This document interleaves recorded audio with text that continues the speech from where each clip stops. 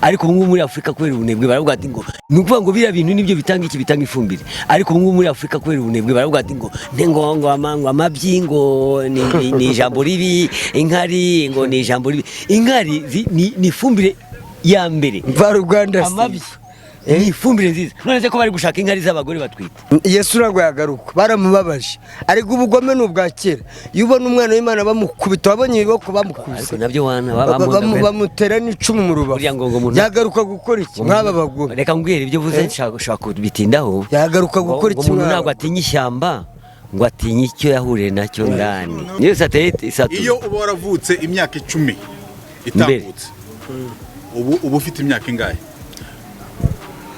Mbayomba naravutse imyaka 10 itambutse.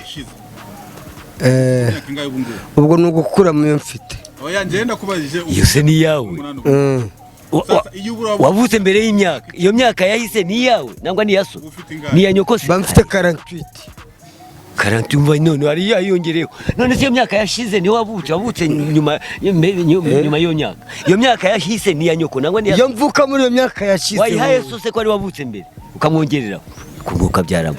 Oya Kanyombe tega amatwi nawe neza. Reka ngwire imyaka 10 yarahise. Ntabwo we pigme we toka. None uri mu buto. Pigmoide gusa abantu. Pigme we. Abantu babebebe.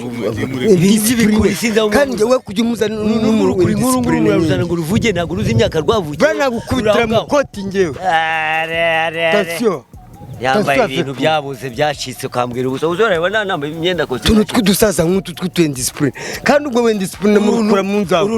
Alright, reka tujye twikaze kureba X-Large twizera ko meze neza cyane kandi nkuko bisanzwe kuri episode zacu zari nyinshi cyane. Ibiboko yariye Oya ko zitanga ifumbire nziza. Kanyombya reka ngufashe nanjye ubwanjye bahora abantu mo muri OM kuri ikese yo kujya muri Amerika. Nejo bundi baramamagaye barambura.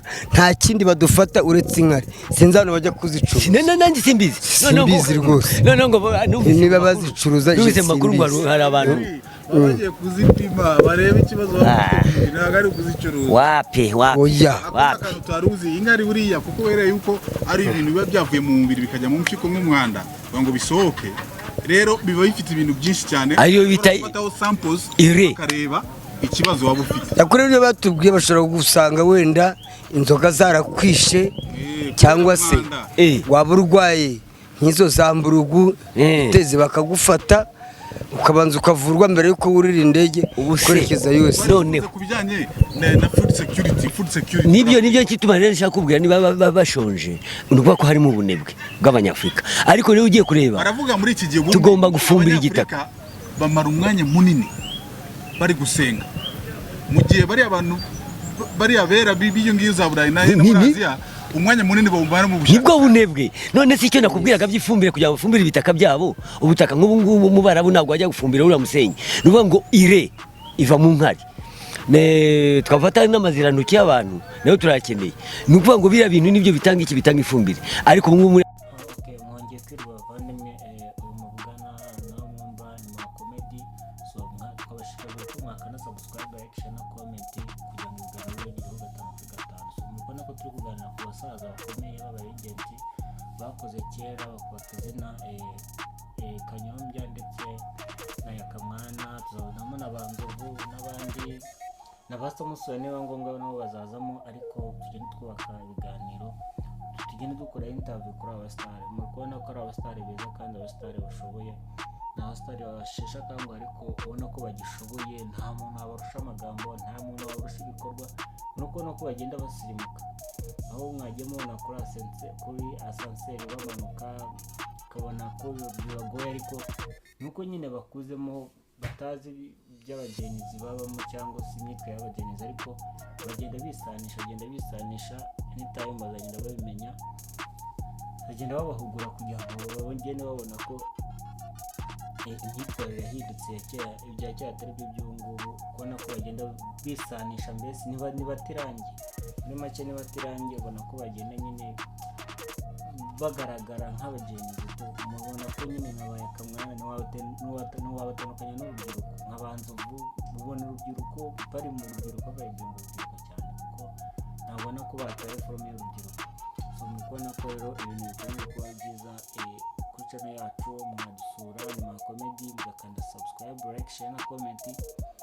Kuri YouTube ni Makomedi nk'ibisanzwe, TikTok ni Makomedi, Facebook ni Makomedi, Instagram ni Makomedi, ahantu hose ni Makomedi. Mwadusura mukadukurikirana kugira ngo ibintu bigende bageraho 5/5, ndetse n'ahantu hose ni Makomedi mwadusura ibintu bikagenda bibageraho 5/5.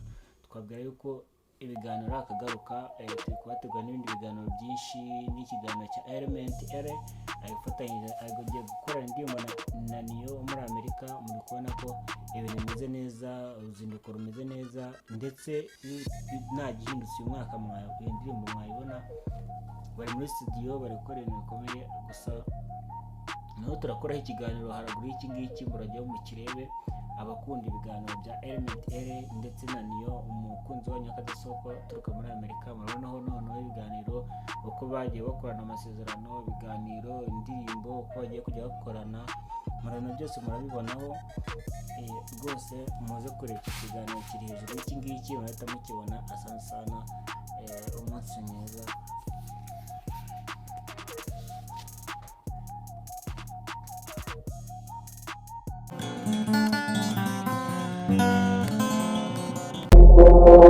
Thank you.